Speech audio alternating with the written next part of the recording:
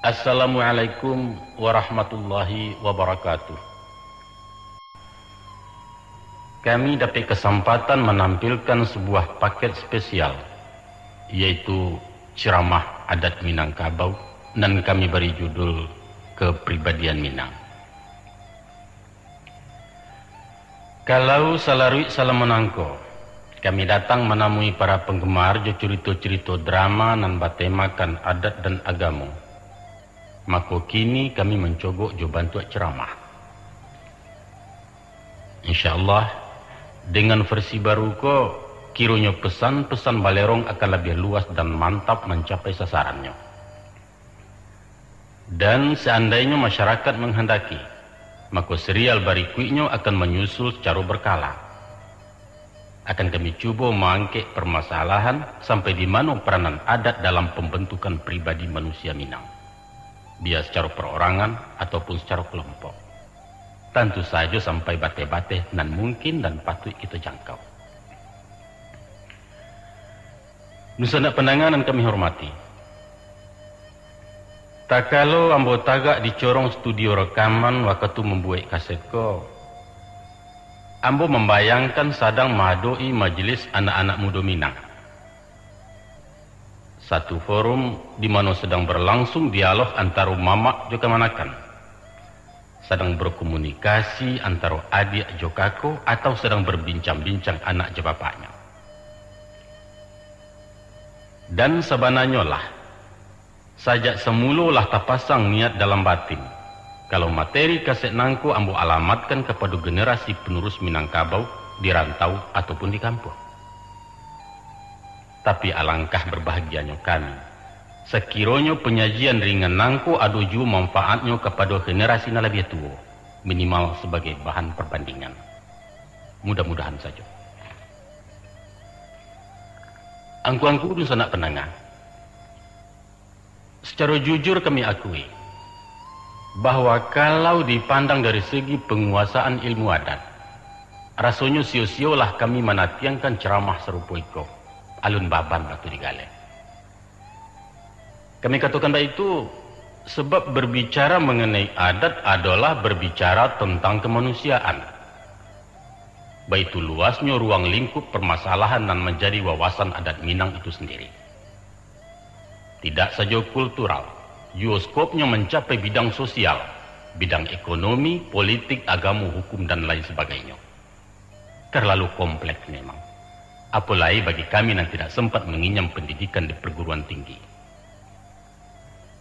Namun samantang pun itu, didesak oleh hak dan kewajiban sebagai warga Minang dan cinta Minang, ditambah dengan beban moral sebagai pemangku adat, maka kami merasa terpanggil untuk berbuat.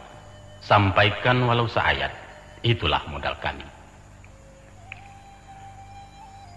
Engkau saja beredarnya cerita kaset di Simpang 2. Secara langsung kami mengamati animo generasi muda terhadap adat Minang. Kesimpulan kami ialah, di satu pihak sangat memprihatinkan bahwa adatlah kehilangan pamor dalam pergaulan modern. Orang kini cenderung memasuki kehidupan praktis, sifatnya individual dan polanya materialis. Adat tidak lagi relevan untuk diperbincangkan, apalagi untuk dianut ditaati. Falsafah hidup ala Minang tinggal kenangan. Inyolah punah dilanda badai seleksi nilai. Akan tetapi, dari pihak lain kami menampak bahwa ada semacam kerinduan bagi sekelompok pemuda untuk mengetahui adat. Apa dan bagaimana itu adat? Unsur apa yang mempertemukan pandang antara moral Islam dan moral adat? Apa yang unik dan kenapa mengko populer sampai diteliti orang luar? Nyo mencari dan mencari. Di kakek-kakeknya wabuange dan indak barasuk lai untuk menemukan api nan pernah nyalo dahulunya. Dibacanya buku tambo, alun Nabi salaman diletakkannya sebab isinya batele-tele. Di balik-baliknya cerita kabar ternyata bacaan anak SD. Diteliti bukunan lain, kaku dan dogmatis atau terlampau formal kurang mendasar. Kemudian diajaknya datuk-datuk berkonsultasi, ditanya kian kemari, dibandiang dia bisa, akhirnya buntu. Sebab mamak mati ketakutan tuahnya rasul ke tempi. Diadukannya diskusi semua gadang, percuma. Kusia buto, kudo pun buto, orang menumpang buto pulau. Dan yang paling mengecewakan mereka ialah sirnanya praktek adat dalam masyarakat adat itu sendiri. Jajak lipua baun lah hilang lanyuk buruan dalam rimbu apo ketenggang jangan lupa. Sayang sekali. Namun sesuatu yang menggembirakan adalah dengan nampaknya kesungguhan mereka untuk tahu. Dan terlepas dari motivasi keinginan tahu mereka itu, sewajarnya lah kita mau duakan tangan menyambut iktikad bayi anak kemenakan kita. Untuk itulah, sekadar membantu memberikan arah, kami sibakkan sama Jubaluka merambah jalan setapak. Mudah-mudahan basuh juo jalan raya titian batu menuju ranah yang kita cito, yaitu pewarisan adat dari mama kakamanakan.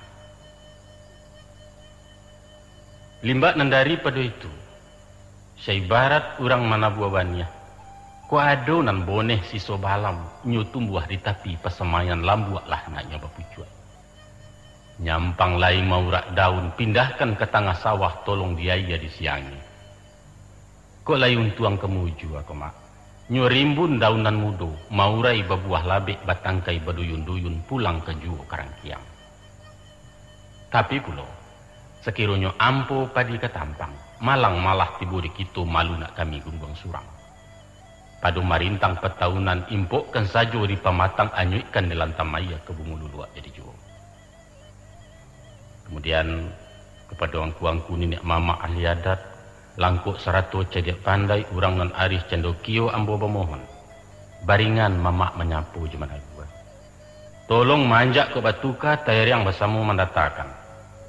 Sebab awah deba itu, ambo kok sasek gawanan banyak. Dek salah mulai di mangayam nyobungkuak lapiak di tangah. Rusak adat binaso undang cabuah labuek orang dahulu samu berutang gitu iswa. Dan bak sekarang kini nangko, tembilang di rumpun lansik tasanda samojo sariak rantai bilulu ate parang. Ambo bilang sadunan dape, nan tinggal untuk nan cadiak bangkalai datuak menyudahkan.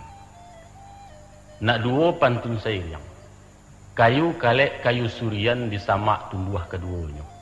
Paharek duduk kemanakan mamak pemulai bicara. Bismillahirrahmanirrahim.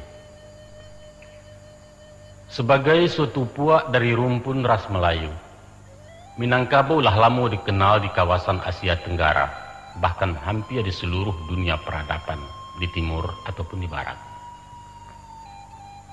Jauh sebelum bangsa-bangsa Eropah menjelajah ke Asia Timur, atau ke belakang lai sebelum orang-orang India, Parsi, Jo Tiongkok tiba di Kepulauan Nusantara, Minangkabau pula kasabi-sabi juga.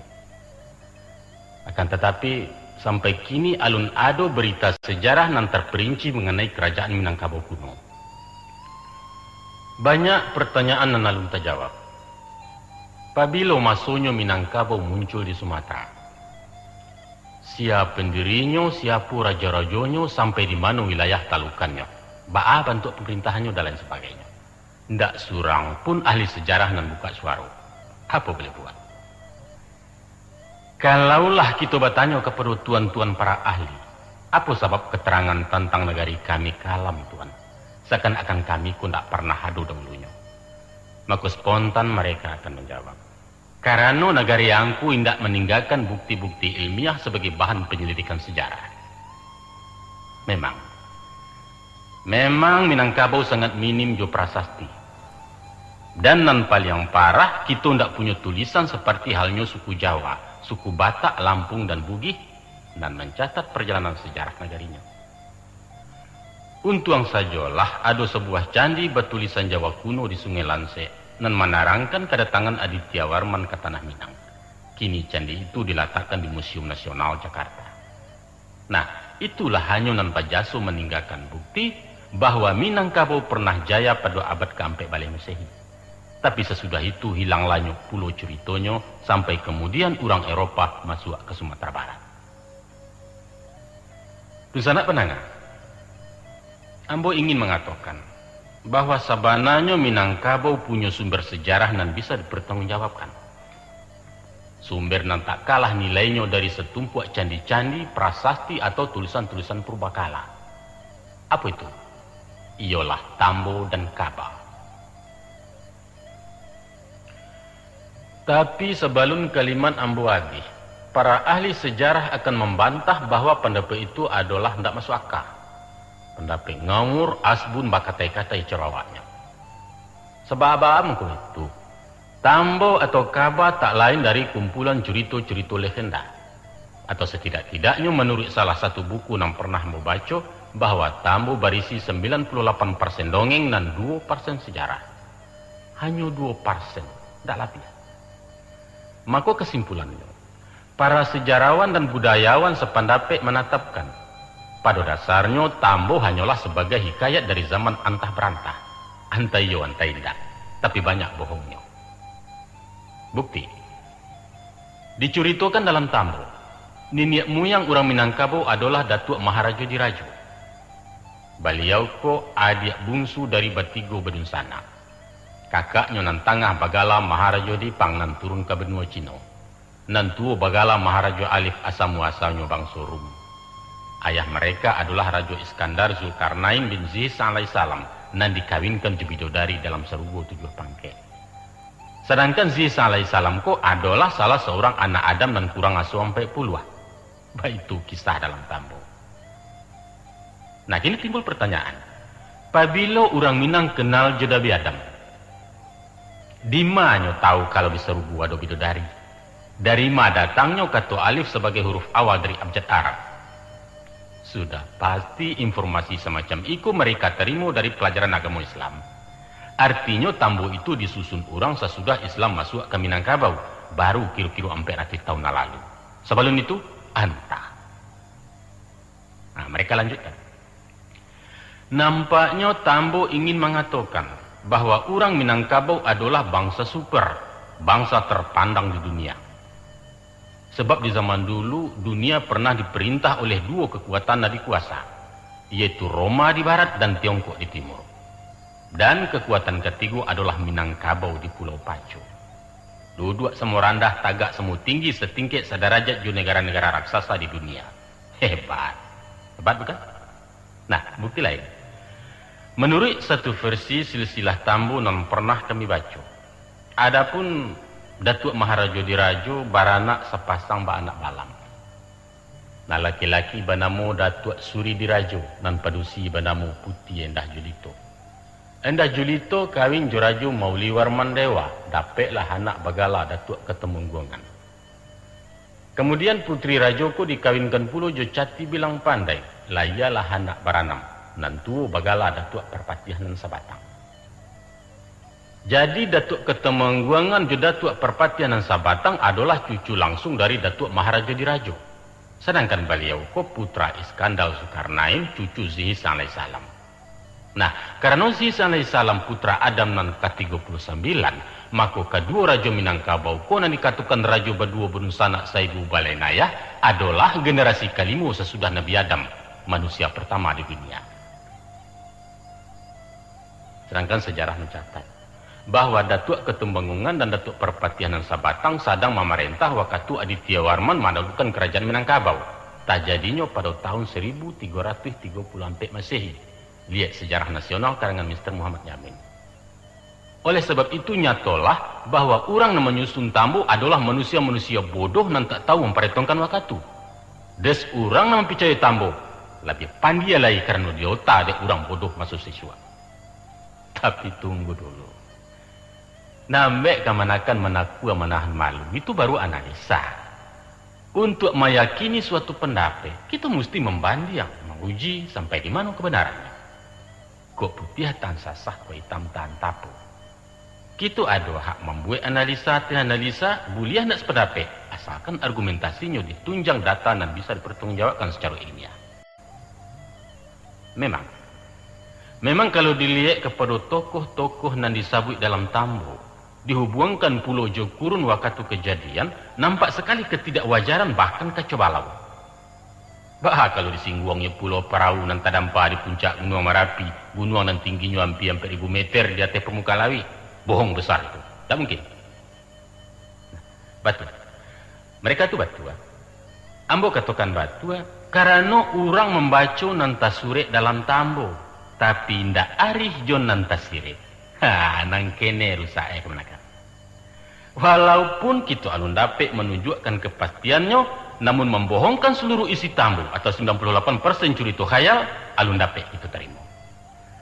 Sebab siapapun tahu bahwa tambo adalah hasil karya sastra tertua di Minangkabau. Ini merupakan kisah yang diwariskan dari generasi ke generasi melalui penuturan lisan. Sesuai dengan perkembangan, maka gaya bahasa penyampaian dan versi ceritanya mengalami perubahan-perubahan. Tapi bobotnya tetap. Sesudah orang Minang mengenal tulisan Arab Melayu, barulah dibukukan. Maka seharusnya lah, kalau nak mendanga atau membaca tambo, mesti tahu jo bahasa tambo. Mempelajari Quran mesti tahu bahasa Arab, paham jo nausarah, menguasai ilmu bayan, mantik dan ma'ani. Baik tujuh mempelajari tambo. Harus paham jo bahasa Minang kuno. Bisa menguraikan rumus-rumus dan kode-kode terselubung dan penuh teka-teki. Tanpa itu omong kosong sama sekali. Perbenaran kata yang dipakai dalam tambo adalah kata-kata klasik. Sifatnya semu, kabua. Atau dikatakan juga kata klise, kata bayang, kata bamisa. Kalimatnya kalimat bersayap dengan 1000 makna. Maka tanpa menerjemahkan dan kemudian mentafsirkan menurut pengertian yang diisyaratkannya, maka tambo hanyalah merupakan buah khayal dari manusia-manusia bodoh. Kini sianan bodoh. Orang yang mengeluarkan kode porkasko nam tele atau orang yang menakut nam pandia. Sia. Tapeklah peribahasa orang Minang. Usah diarok kan nampak putih dalam bunga kalau bukan mata batin nama main. Untuk itu dibutuhkan kearifan dalam mempelajari tambo. Kakehkan nanta lamun, kambangkan nanta lipik, baco nanta sirek. Sebab isinya kalau dibalun sebelum kuku, kalau dikambang selebalam. Patut kita pertanyakan kini. Apakah Nandi Mungkasui dengan keturunan Iskandar Zulkarnain adalah anaknya secara biologis? Apa tidak mungkin bidodari hanya sebagai visualisasi dari putri tercantik umpamanya? Atau serugo sebagai lambang kehidupan glamor penuh kemewahan? Indak kau bisa dijangkau pengertian gunung segadang talua ayam mengisyaratkan orang yang datang dari Jawa. Lai kemungkin kata-kata mengiruk kata langit menyatukan bundukan duang tabang kau daro. Baak kalau diartikan vakuasi, mengungsi atau pindah barangkali. Atau gala bungkuak kepada rajo tiang bungkuak sebagai lambang orang yang tak jujur. Maka saderet pertanyaan dan alun terjawab tentang bagaimana, siapa, kapan, di mana dan lain sebagainya, anda-andalah nan akan mempelajarinya dan menjawabnya. Usah dinantikan orang lain ke membukakan kunci kepu awak. Mereka hanya memandang dan nampak, membaca nan tasure. Akhirnya basuo katu indak jo katu antah. Nah, carilah katunan iyo atau katunan indak. Katukan katunan bone, bangkitkan batang terandam dan sampai lapuak dalam lunau. Kami tinggalkan karangko di Kamanakan, sudahkan bangkalai mama, kayamlah pandan dan baturia. Itulah tugas generasi Anda. Silahkan dan selamat bekerja. Baiklah, untuk sementara kita karek masalah tambo sampai di siku. Kita alih ke soal lain sebuah maraliah sinanjo. Dusanak pendanga Kemenakan nan amba hormati. Kebudayaan adalah produk dari perilaku dan sikap mental masyarakat suatu daerah. Dan seni sastra yang tertuang dalam tambo, dalam kaba atau dilukis di bait pantun, papatah, bidal, syair dan ungkapan merupakan cermin dari perwatakan orang Minangkabau. Sesuai dengan kepribadiannya, orang Minang jarang menyatukan sesuatu secara gamblang, secara terbuka atau to the point istilah kerennya. Nah kalau itu orang awakku tidak praktis mada tua mungkin. Tapi nan pasti orang-orang Minang adalah orang idealis, orang kayu dengan imajinasi dan mau utamakan rasu. Sehingga malu dan tenggang menenggang dijadikan standar moral. Inyo mau kuat sesuatu nan nampak dengan nan tidak nampak. Di sekolah urek budi tetanamnya. Artinya pribadi orang Minang tertutup, batua. Makin jauh terlampaunya sesuatu, makin tinggi nilainya. Dan naluri manusia ingin mencari dan tersuah itu. Itu kehendak. Nah, kita teruskan kini. Tadi yang mau sampaikan, bahwa dalam bermain kato, bertata laku, pula berfikir dan apa saja aktivitas kegiatannya, orang awak cenderung menempuh jalan baliku. Mari kita cari. Dalam batu tua umpamanya, orang Minang selalu mencontoh kepada alam. Mengatakan hitam disabuinya baro, putih dimisalkannya tapuang, ampadu artinya pahit, tangguli untuk anemani. Kalau inyo akan mengungkapkan perasaannya, disalurkannya lah lewat pantun. Bait-bait pendek mampu bercerita banyak tentang apa saja. Tapi hanya orang nan arif dan bisa paham. Sebab isinya tersimpan jauh dalam misa jompamo. Coba dangakan sebuah pantun. Pisau sirawi panjang ulu, paukia surau di barangan. Diam dilawi ladaulu, sama so pulau belarangan. Akan hilanglah pesan si tukang pantun kalau asosiasi namandanga tapaku kepada kata-kata dalam arti dan sebenarnya. Fungsi lawi jo pulau disiko hanyalah sekedar memberi kesan untuk menggiring lawan mengecek ke pokok persoalan. Pengertiannya bisa ganda. Agama ke bawah. Kasual asmara, boleh ya? Hanyuilah buyuang juangan nangan sabab si dia lah berpunyo. Itu artinya tuh. Masalah ekonomi bisa juga. Manggagaulah dulu di kaki limu salamo toko alun tagagai. Oh, dibawa ke soal pendidikan cocok. Nyampang dak lulus si penmaru menganggurlah agak setahun. Kamasuk ke swasta berjuta piti mintanya. Akamalai. Ke politik itu nanjale mana? Tangguang kalah di Marcos tinggal di pengasiangan salamo si Kori berkuasa di Filipina. Aputalah ini. Kamake dibawa Jadi pantun cako punya sasaran nan banyak dan luas. Tapi isinya bisa disimpulkan dalam satu kata, yaitu prihatin. Itulah dan dibuka suik jadi kambang seleba alam di balung sabalun kuku. Coba bandingkan jadi kambang seleba alam di balung sabalun kuku. Coba bandingkan kini je pantun Melayu. Bunyi pantunnya. Dari mana datangnya lintah dari sawah turun ke kali. Dari mana datangnya cinta, dari mata turun ke hati. Tembak tupai, jalan ke suitnya. Ini mengecek hanya soal cinta, tidak bisa dibawa ke lain. Kemana kan? Kalau perumpamaan-perumpamaan tadi membayangkan kemiripan, maka ada lainan paling rumit, yaitu menyatukan sesuatu dengan kalimat berlawanan. Contoh, biasanya tali nan kandua tajelo baleo-leo nan tagang bunyinya badan tendan tiang. Kini dikatakannya tagang baleo-leo kandua badan tiang. Tak balik ya? Orang kalau mangguak tando namuah kalau menggeliang tando anggan. Tapi disonsangkannya menyabui kalimatku dengan mengatakan angguak anggak geliang namuah unjuk dan tidak berbarikan. Balik lain sudah dibaca. Baik tujuh ingi-ingi nan diateh nan di bawah ke maimpo. Duduk surang bersampik-sampik duduk banyak balapang-lapang. Pandan dikarik cekop pagi lapiaknya sudah kalamari. Bapadi sejintan-jintan kok hujan kakak-kakakan kok paneh lingkuit-lingkuit kan secotok aram kok diayam labih mengkusiohkan dan lain sebagainya dan lain sebagainya. Ganji ya? Yo ganji. Tapi justru di sinalah seninya Minang. Seorang ibu akan bangga kalau anaknya dicecek orang. Buruaknya anak kau kok banci benar macam lihat. Kata seseorang kepada si upiak dalam gendongan mandehnya. Si ibu ko galak berkulum kegirangan. Tak bayang kebahagiaan di mukanya. Tahu kemana kan? Manga mangkunya ndak berang anaknya cecek. Sebab mandeh si upiak paham kalau kata-kata buruak yang diucapkan muka suiknya memuji, bukan maino. Buruak itu artinya rancak. Ya kan dia nak?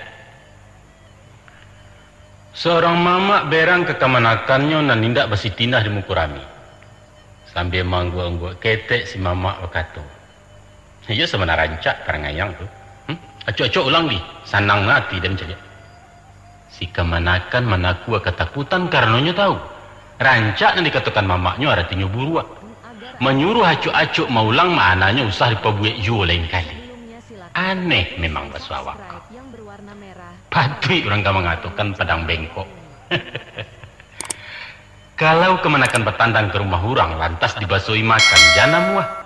Sebab berkemungkinan tuan rumah ndak punya persiapan apa-apa. Walaupun lah 3 hari ndak basuh jenasi, katakan saja kanyang. Baduto tu mada tua, yo baduto. Tapi baduto kan berdosa. Baduto semacam iku ndak berdosa doh. Ambo tanggung jawab. Sebab itu hanya formalitas. Permainan kato nalah sama-sama dipahami muka suiknya. Kalau Wangku Haji menyuruh orang sembahyang, maka beliau bukanlah menyuruh menyembah dewa, walaupun hiang itu artinya dewa. Sembahyang, sembah dewa.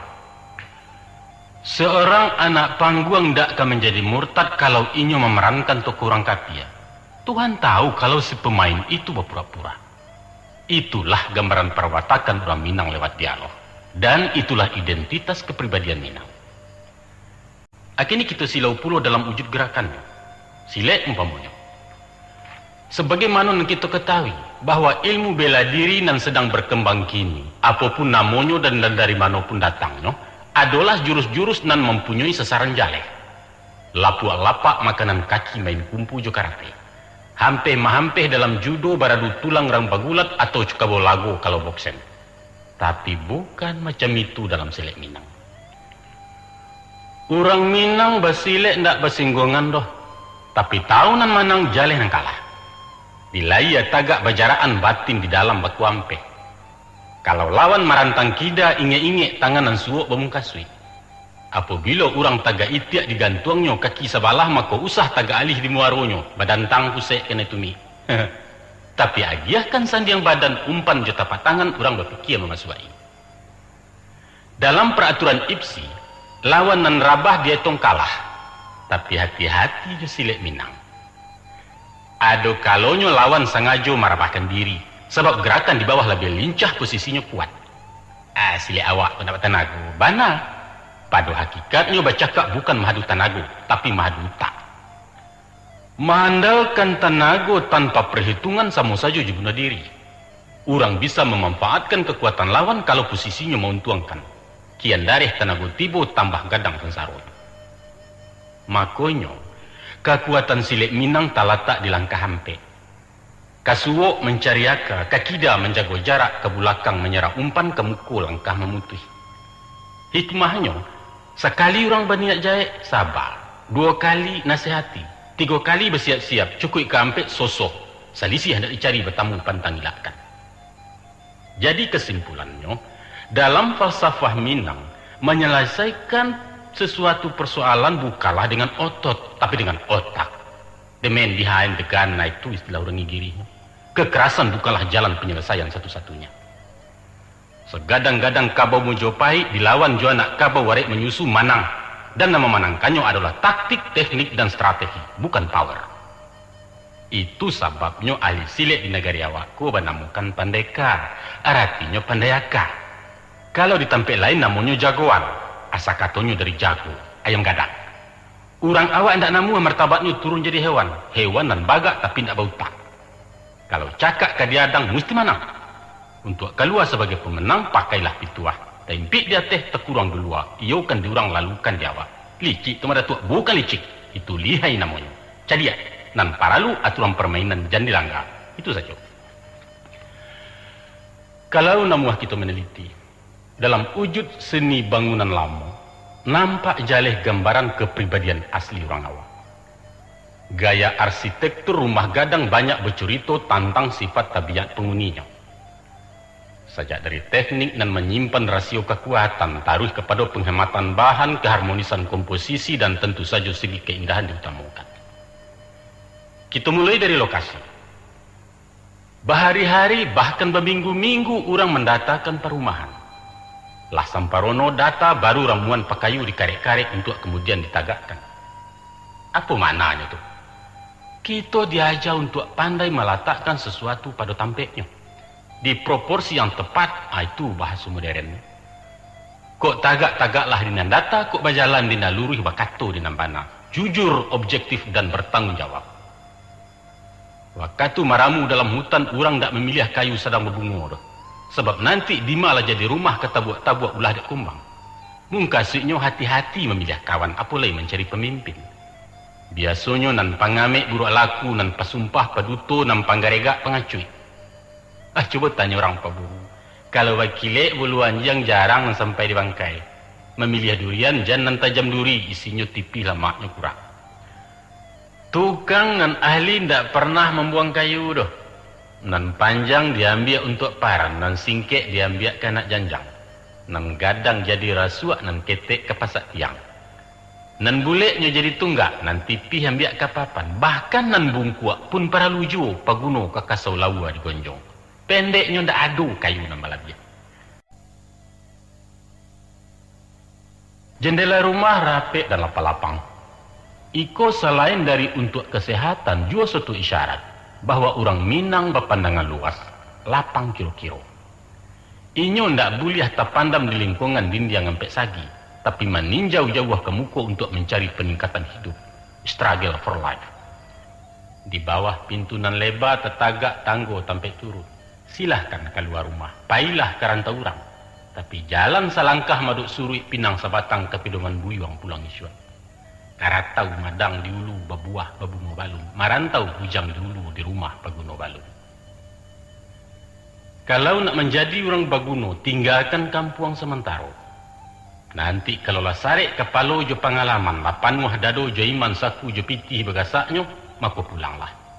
Bangun kampung di nagari, bina adat jo agamu, ciptakan masyarakat sejahtera di bawah ridha Allah.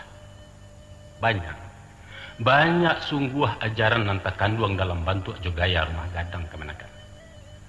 Alun pulau kita kaji apa maknanya atau ijua. Ijua dan basusun samu maunjua batulang juli disaga. Lantainya lantai pelupuh nan pacah hendak bersibak. Sasaknya bajalin bakulin dan rangkiang hendak berjanjang. Kemuniang di sudut laman pudiang ngamih balik bertimba dan lain sebagainya dan lain sebagainya. Namun nan penting bana dipahami adalah pendirian dan prinsip dalam hidup. Kalau dikana dipikir-pikir, sebagian besar wilayah Minangkabau terletak di kawasan pegunungan, di dataran tinggi rawan gampu. Tapi jarang rumah gadang dan rabah ulah di gampu dan mahoya, malah rumah batu dan sapuk-sapah. Apa sebabnya itu? Sebab nan pertama, tunggak-tunggaknya terletak di sandi batu picak. Kemudian setiap pertemuan kayu dihubungkan di punco dalam pemaitan dibantu ju pasak dan guyah makanan toko. Maka nyampang di suatu masa datang gampo nan sadaro. Nyo tiba hujan nan sadabak mengamuk ribut dalam badai. Maka rumah baguncang hebat dihampih kekuatan dari luar. Di saat suasana gawat ikolah bamainyo tunggak di sandi. Inyo terpasu berpindah tagak sesuai jo kanda urang. Tapi alun cukui kebijaksanaan tunggak saja menyelamatkan rumah. Kesado orkan rumah gadang mesti menari kompak menurut irama bunyi gandang. Di siko pasak pegununyo, kinilah punco dimainkan. Tula ansua mencari arah, elo suruh indak maurak dinarumi itu ketenggang. Nah, coba bayangkan. Apa nan kata jadi sekiranya tunggak talamun dalam tanah. Jopaku rasuak lakik ketiang tekabe arek paran ketunggak. Pendirian nan kaku membatu sifat egois kari kepala jelas akan merugikan. Oleh sebab itu, di saat-saat tertentu sikap lentur diperlukan. Mesti fleksibel, luas dan toleransi. Tapi ingat, prinsip tidak boleh dikorbankan. Aiko. Walau tagak bapali yang tetap di tanah nan sabingkah, boleh dua bagi sah di lapiak nan sahalai. Tapi kalau tunggaklah lapih dari sandi punco keluar pemaitan pasak indak peguno lain, alamat runtuhlah rumah gadang. Sekadar menyesuaikan diri, badayuanglah samu juarwi. Bahaya menyusuang arwih tapi juga usah tabawani. Silahkan roda berputar menurut liku-likuk jalan. Nan perlu dijago, sumbu usah pindah. Kok tak paso masuk kandang kambing bebeklah. Tapi jangan jadi kambing. Bagurulah kepedulikan. Biarpun diamnya dalam lawit, namun dagingnya berpantang asin. InsyaAllah. Ndak hujan nantak kata dua, ndak parang nantak keucok. Betawiklah kiambang bak sambulo, salapeh di dua kesuarang. Angkuangku dunsana dan kemenakan-kemenakan. Untuk melengkapi uraian kami tentang pembentukan pribadi seorang putra Minang, paralu rasonyo kita tinjau agak saketek tauladan nan simpan pada permainan rakyat di Minangkabau. Salah satu permainan anak muda nan paling populer sampai kini adalah bermain alang-alang. Tidak sama jadi daerah lain. Di siko alang-alang bukan untuk diadu. Tapi batan yang rancak, basi gagah, basi tagak tali. Biasanya alang-alang dan lasa akan dijauhi orang. Suatu isyarat bahwa orang awak tidak gemar bercakap. Orang bagak nama handalkan buku tangan tidak dapat tampik di tanah Minang. Kok manang sifatnya sementara. Nan dicari adalah orang yang pandai mengabik juta libudi, bukan juta libadia. Nan merah ialah sagu, nan puriak ialah kendi. Nan indah ialah basu, nan bayak ialah budi. Coba kita perhatikan. Tak kalau buluah kedirawi dipilih nambah sambilu di bawah buku ruehnya. Artinya berprinsip punya latar belakang pendirian dan kokoh. Tanpa itu sio-sio menantang angin. Kemudian lidih duku semu panjang. Ditimbang-timbang semu barik baru dibantu kapak-kapaknya basangkuikan di batang lurus. Sudah tu dipasang karateh semu tagang lakik taraju tali tigo di bawah ke tanah lapang. Maka kalau agak juagi hendak satimbang suok jukida hendak sauku taraju senjang sabalah alamai alang-alang tak kenanya walau balah kencang angin. Mengkasihnya adil dan jujur. Keadilan dan kejujuran merupakan standar kemanusiaan. Sebelum nalang-alang dinayakkan pareso tali liong pangkang. Antah hado kusuk di tengah mungkin kubuhuan tak dagu atau banang tagang salampi. Apa mana? Teliti sebelum memulai suatu pekerjaan. Adokan checking up dan recek di lapangan. Kok tapaso kaputih juo, usah karena uleh nambah kicuah jandek talikan dua sabalah. Tapi basuo karena Allah bercarai karena untuang sasa dan indah dolai. Sarancak-rancak alang-alang, sadari-dari hangin diateh, tensano indak dianjuangkan haram mepantang nenyak surang. Mungkasuinya mesti ada deking je sandaran. Contoh, pengalaman kerajo lain, ijazah ado surek keterangan cukui. Tapi kalau koneksi ndak ada di belakang, jangan diarok lamaran ke diterima orang. Di Sulu mana aja piti banyak umpan Nabi kan tak dapat. Ndak percaya, cubukan. Sesudah halang-halang didanyakan, pandai-pandai main di bawah. Tibo angin menggajuju lualah tali di gumpalan. Ko angin sadang mengandua pului baliak ke pangkal. Tapi kalau angin kancang tali disentak, putih. Angin lamah di loro-loro marau beliau dari rimbo. Bijaksana, baca situasi capek bertindak. Seumpama mahadoi orang bungkuat sejangka. Kok darahnya saja yang naik emosinya malatui-latui, palapeh agak sebentar. Kuasui diri, tekan perasaan tapi pendirian usahuyah. Beko, kalau berangnya lah mulai rado, angoknya barang suah turun baru tiba giliran awak. Lapeh rem masukkan gigi sudah tulanya uga sabiabi. Dan kedinge setir ndak boleh dicayakan. Bayo. Ketika malah pelang-alang, jangan lupa memberi kuah panjang. Atau kalau balang-alang ponggeng ngagiah dengan danguang di kepalanya. Dan sanu inyo ndak bababan, maku badannya ringan di udara. Puta suok balian ke kida, tali tarantang di sawanya, pucuk karambia di sembahnya, tampan kecarai di gumpalan. Baik tujuh tabiat manusia aku. Apabila orang tidak punya tanggung jawab dalam hidup, biasanya berpikir sekali lancung melangkah seorang lompatan awayu akia nak ikana.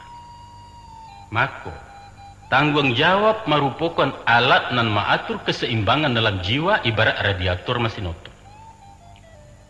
Yakinlah, sanekat-nekat orang kamangamua, takana ranggai latuo penyakitan. Amak paja sedang bababan si buyuang dalam sekolah si upiak beranjak gadih anak nang ketik sajang lasak. Pasti orang mencapi pisau. Cayalah. Apalagi tak bayang nusa nak mudu marando puluh. Kamanakan dua bertiga, mamak kanduang kadapik malu baku lah satu kani lacah. Mungkin tiba di bana seketika itu juga. Tak ucap menyeru nama Allah. Antah tu gilo dalam depasi anak satu kami tentang itu. Sesudah tu kemanakan. Nan paralu bana dijago dalam balang-alang. Usah dihabiskan banang di gumpalan. Iko penting kok. Kok saulah bana parangaino. Lenggang sararak di udara gilo mau kiau-kia langit. Tapi banang nan agak tigo lili tinggalkan juga di gumpalan. Iko gunungnya keserat. Mana tahu beko. Menyinta angin di ateh. Berkisah arah tibu-tibu limbubu membawa tabang di sinan kecium bukanya. Sekali-kali jangan bakatu cie walaupun hati lah membatu. Sebab indaklah namanya hati kalau indak baru-baru. Percaya ke orang kuliah saja. Tapi salikkan rasa ciburu. Sebab baalah dia itu. Karena mato palingan setan lalu sakalok barasian disangko indak kamanga nan jinak amuti tali. Untuk itu kami ingatkan pituah orang tua. Ambillah tanek-tanek tapi mahampang jangan sampai ke muar. Anjuang kalah tinggi-tinggi tapi mandindiang jangan sampai ke telangi. Sabuilah apa nang gadi sabui tapi bakato usah bakato kadi. Agak inan kapai pikirkan nan ketinggal. Jalan salangkah maduk suri itulah namanya kebijaksanaan. Dalam kemanakan, dalam sungguh hikmah nan tersimpan dalam setiap kakuk karaja orang dulu, taga de awak orang pareso. Maka ada sebab karena itu, mari kita kambangkan nan tadipe, kita urak nan tabuhua dangakan kukuak dalam talua. Ibarat semisa batang kayu kemanakan. Dalam bakuli bapangubah, dalam pengubah batarih pulau. Maka kok lai pandai mengubah kulit nan di luar, di sisi pengubah nan salampi, di sinan basuh tarih intinya. InsyaAllah, kalau le rajin baguru ke alam nata kambang yakinlah, indak kepadam suluah di tangan, indak kasasik hilang arah Allah membimbing salamun. Mudah-mudahan. Dunsanak dan kemanakan pendengar sudah menjadi kodrat alam bahwa suatu nilai akan berubah. Inyo akan selalu bergerak dari satu titik ke titik lain. Kadang-kadang malanti yang jauh dari pangkanya ada kalunya berputar mengitari titik awal dan acuk bananan balik pulang kasanya. Baik itulah hukum dan balaku dalam tata nilai kebudayaan dan baik itu juga kebudayaan Minang. Pola berfikir, gaya hidup, sistem sosial secara basiansu akan bergeser dan senantiasa akan bergeser menurut prosesnya sendiri. Nah, kini proses nilai budaya Minang itu sedang berlari kancang menuju modernisasi. Nada saluang jorabak nan lambok mendayu-dayu lah hilang dalam hirup pikuaknya irama roh. Gerak lenggang putri Minang nan terkenal lemah gemulai digantikan oleh gerakan mantap, dinamis dan serba gagah. Tumbuhlah tari kreasi baru dan tinggallah tari payung nan feminin. Ilmu bela diri dari Jepang lebih mendapat tampik di hati orang, sedangkan silik Minang dirombak ke tari rantak. Kari siap ndak laku lai, tali juak lalamu hilang, apalai kelupak batu yang kini plastik nan pegunung. Mungkin saja tahun 2000 orang kamalamang di Paralon kemenakan. Tingkah bertingkah bunyi halu di saluang batu. Laso haya di bandar tajun memutar kinci batuka aja bunyi darun masih neler. Pada tila langka parian masuk museum cupak menjadi barang antik. Sampai kepada tabuah musaji pun dipensiunkan oleh mikrofon sebagai hasil teknologi canggih di abad kini. Ya, semuanya tinggal kenangan. Semuanya tinggal renungan. Sayonara buat Minang dengan segala kebekuannya. Dusana dan teman-teman. Apa nan tadinya dipandang elok, hari kinilah kurang elok. Barisuak makin tak elok, mungkin nanti bertambah buruan. Atau barangkali juga akan barulang menjadi elok, seumpamu barulangnya model Galembong menjadi Sarawak di kota. Mungkin, dan itu serba mungkin. Sebagai makhluk budaya nan tagak di garis edar modernisasi, kita satu terseret. Dan kalau ndak nemu pai tinggal surang. Ambo, Anda, kita, bahkan siapapun orangnya mesti kena yelo, setidak-tidaknya terguncang mati di dalam keraguan. Secara sportif diakui bahwa kita kini sedang di simpang keraguan. Kita berada di jalur transisi. Sikon ikolah yang menyebabkan kita kadang-kadang menjadi munafik. Coba lihat. Kita membangga-banggakan rumah Bagonjong. Di mana-mana Bagonjong. Sajak dari gapura gerbang desa, taruh kepada kantor-kantor pemerintah dan swasta, hotel dan restoran, sampai pun gerobak sate Bagonjong. Tapi dima orang kini nan membangun rumah Bagonjong untuk tempat tinggal? Dima. Bahkan nan basuo rumah gadang lama diruntuh berganti di rumah batu. Kenyataan kan? Di kalangan masyarakat modern kini nangko, kita tamui beberapa sikap sumbang urang awak terhadap doktrin adat. Sikap nan mesti dipertimbangkan kembali. Antara lain, ada sekelompok orang. Golongan iko nampaknya ahli dalam adat. Pengetahuannya dalam, papatahnya lancar, penjabarannya padat. Pidato pesambahan ba'aye dia isi tambo apa dimuncuang. Adat besani syarak besani kitabullah makasuitnya macam ko. Nan itu bak nangko, nan niko bak itu. Kalau di debat namu batagang relihi dan ninyo mesti mana. Tapi kalau dibawa ke forum resmi beliau anggan.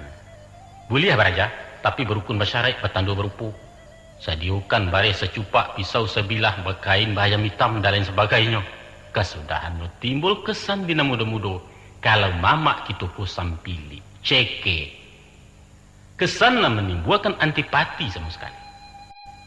Taruhlah karena itu haknya.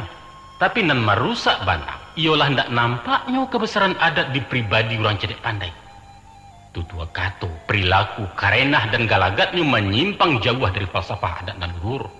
Ndak sinkron antara perkataan dan perbuatan. Sama jo Tuan Sudong Ogranya ulama Belanda. Beliau alim tapi imannya kosong, amalnya ampuh. Beliau rusak dan merusak, hilanglah citra Minang di medan pergaulan umum. Itu cie Tuan. Ada pula suara ekstrim dan murtad. Kebanyakan dari kelompok intelektual. Katanya macam kok. Untuk apa Minang? Untuk apa adat-adatan? Toh kitulah melebur dalam satu wadah kesatuan nasional. Kita hanya loyal ke undang-undang, bukan kepada aturan-aturan relatif primitif. Kampung halaman bukan hanya sabate umbak nabadabua ke Sikilang Ayabangi atau antara durian di Tekuk Rajo ke Sialang Melantak Basi, tapi antara Sabang ke Merauke. Seluruh suku-suku di Indonesia ku sama, kebudayaannya sama. Kita sama-sama benawang di bawah Garuda Pancasila. Namun beliau ndak berani menghapus sebagian kalimat di kaki burung Garuda itu. Cuba rubah Bhinneka Tunggal Ika menjadi Ika sajunan artinya satu. Untuk apa Bhinneka cantumkan? Barangkali inyo lupa bahwa Bhinneka nan lain-lain itulah nan dituangkan menjadi cie. Pengertian Bhinneka Tunggal Ika adalah yang banyak disatukan yang satu dari yang banyak dengan tidak menghilangkan identitas masing-masing. Begitu kan Om? Salah kaprah dalam pemahaman. Kemudian ada pula nan seulama. Beliau wapitua. Doso gadang mentaati ajaran adat. Adat itu buatan orang musyrik, orang-orang Hindu dahulunya. Sebagai Muslim kita hanya wajib berpedoman kepada Al-Quran, kitab nan mengandung peraturan hidup dan kehidupan umat. Tinggalkan adat kalau tidak namu menjadi kapian.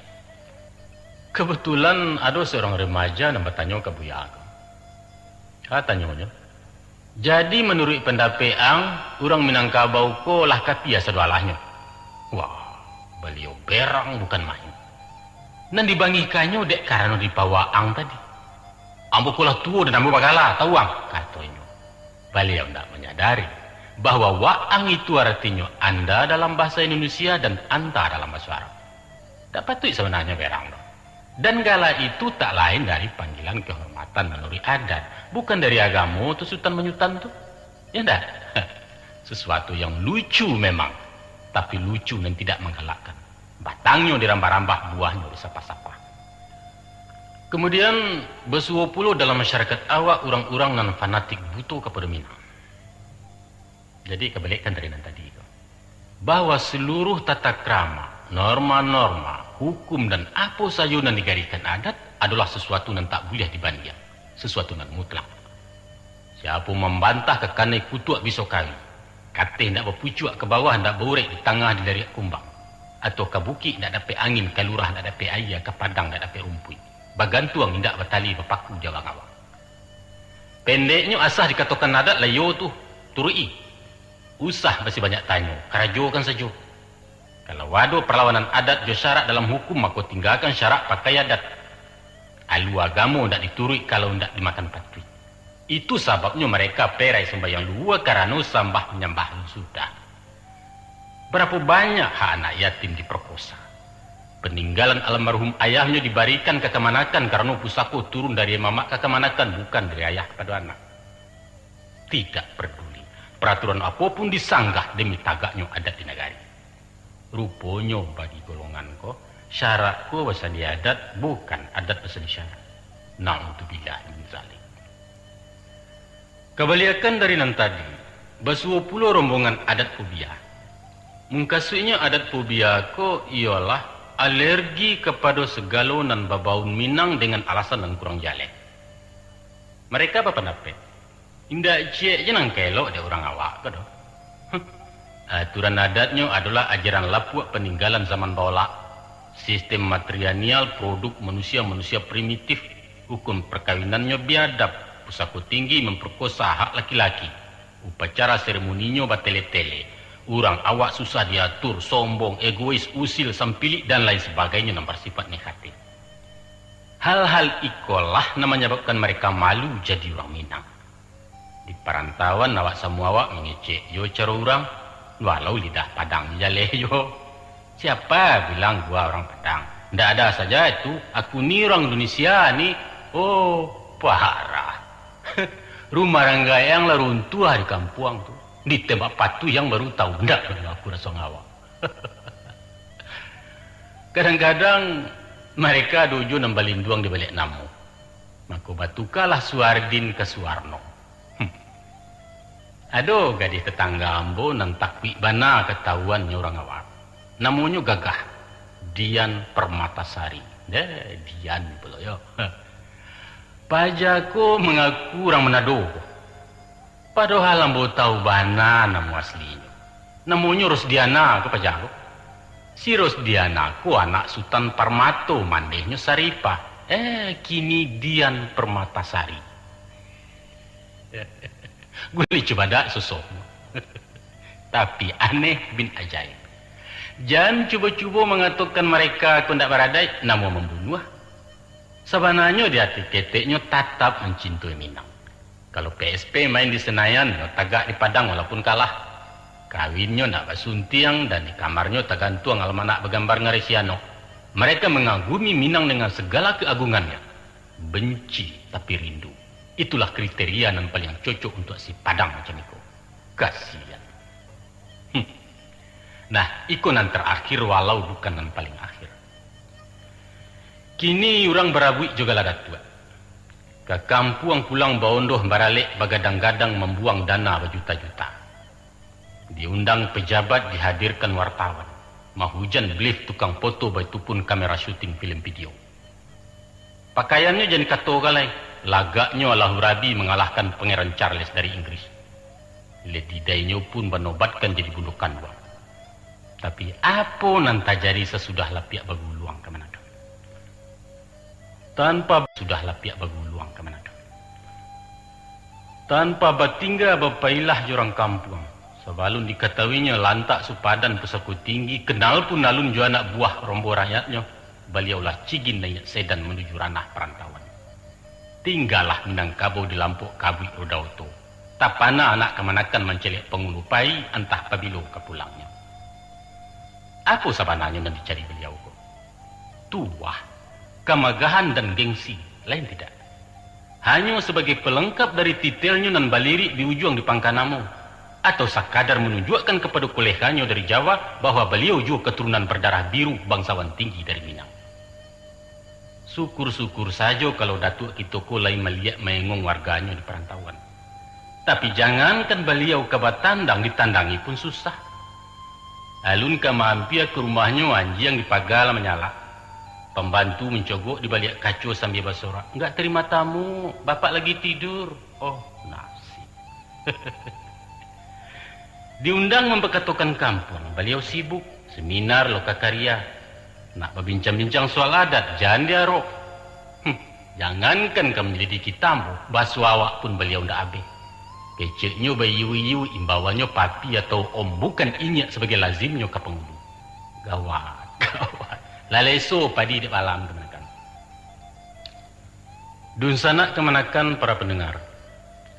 Dari seluruh kepincangan-kepincangan yang kita kutipkan tadi, dan menyebabkan rapuhnya kepribadian sehingga menjurus kepada kemunafikan hanya bersumber dari satu faktor tunggal, yaitu ketidaktahuan kita tentang falsafah adat Minang secara utuh, atau memang tidak mau tahu sama sekali.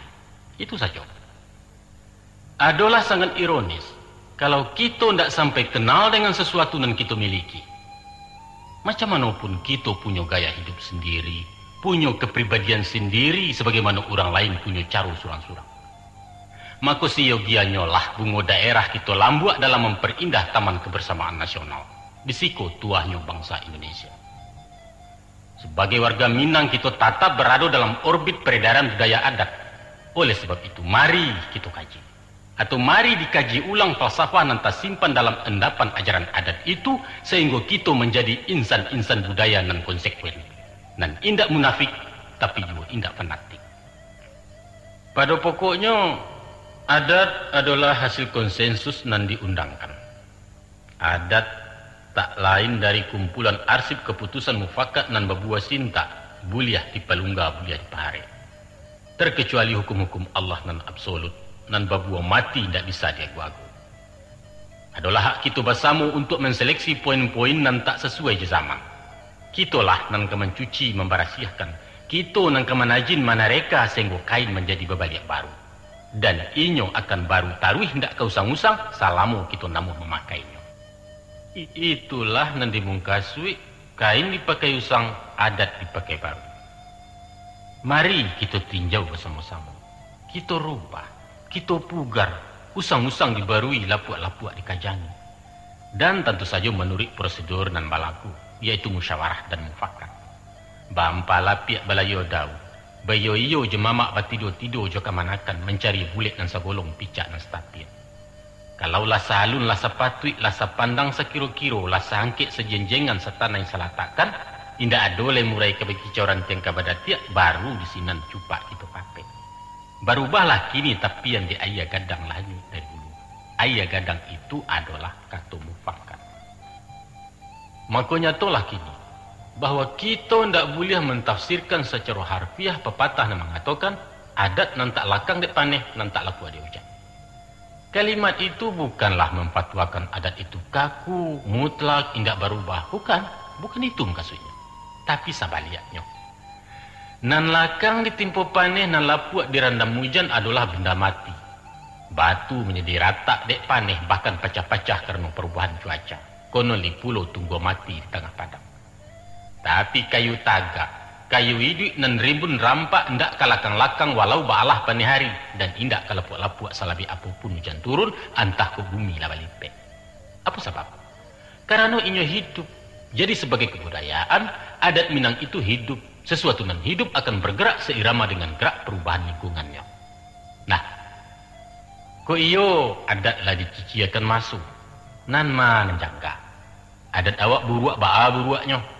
Tantang dima rusaknya apa nang dibarui. Ku ayah karuah kailia dima ku gajah menuju barang. Cuba diusua di pareso di tapak jalan kaulu antah pematang malah tabat. Atau mungkin juga dikatakan pajan ndak panggala awak menjujai dan tak pandai. Oh, gak dikatakan adat kita rancak tunggu barang cak. Mungkin dek silau kilek kacau disangko intan bakarang diuji ditulak tukang. Lain ndak kata kicuah. Allah yakin bana ndak kamu nyasa. Kemanakan sidang pertama. Dalam menerima ajaran syarak, kita bersifat sami'na wa ata'na. Didanga, kemudian dikarajokan. Tapi dalam menerima ajaran adat, tarimo dulu juga tuantah. Sesudah didanga, dinokkan, ditimbang, dibandiang-bandiang, disimak, dikaji-kaji. Mesti ditampi, diindang tarikh, dipilih hatah, ciek-ciek, bersisiah, barih judadak, disinanlah baru dilapatkan. Kata yo atau kata indah. Silahkan manggua atau menggeleng, silahkan menilai, karena itu adalah hak asasi Anda yang tak bisa diganggu-gugat. Jadilah angku-angku dan dusanak-dusanak penanga. Dek pita bagu luang taruh kue, dek masuk bapu tayu. Rupanya ibarat berjalan lah nak tibu di perantian, bakato lah nak sampai kesudahan, bakatuju nak memisahkan. Hanya itulah saja yang dapat kami hidangkan dalam kesempatan ceramah kini nangko. Semoga apa-apa yang kami sampaikan tadi berguna de orang yang mendanga, bermanfaat de ambo yang menyampaikan. Sekadar itulah sumbangsih kami. Kata nu cinta judun sanak keganti pembelih kasih tanah Minang yang mengadangkan. InsyaAllah akan kami susulkan sambungannya pada produksi nan akan datang. Mudah-mudahan. Akhirnya sebagai penutup, tarimalah salam dari Balerong. Banyak siriah di tengah balai, sakitu sajo di caranu. Banyak orang yang jadi pandai, sakitu sajo dari ambo. Tak lebih atau kurang dimohon maaf. Wabillahi taufiq wal hidayah. Wassalamualaikum warahmatullahi wabarakatuh.